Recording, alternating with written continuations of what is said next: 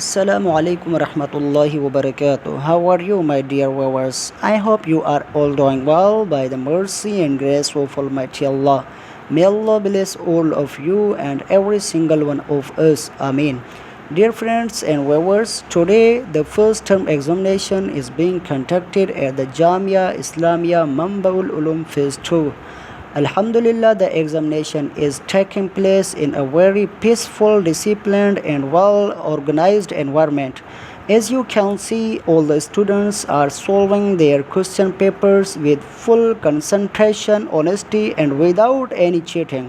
This reflects the values of discipline, sincerity and good education that our Jamia strives to instill. Thank you so much for watching this video. Please keep our students in your prayers. Ameen. Jazakumullahu khaira. Assalamu alaikum warahmatullahi wabarakatuh.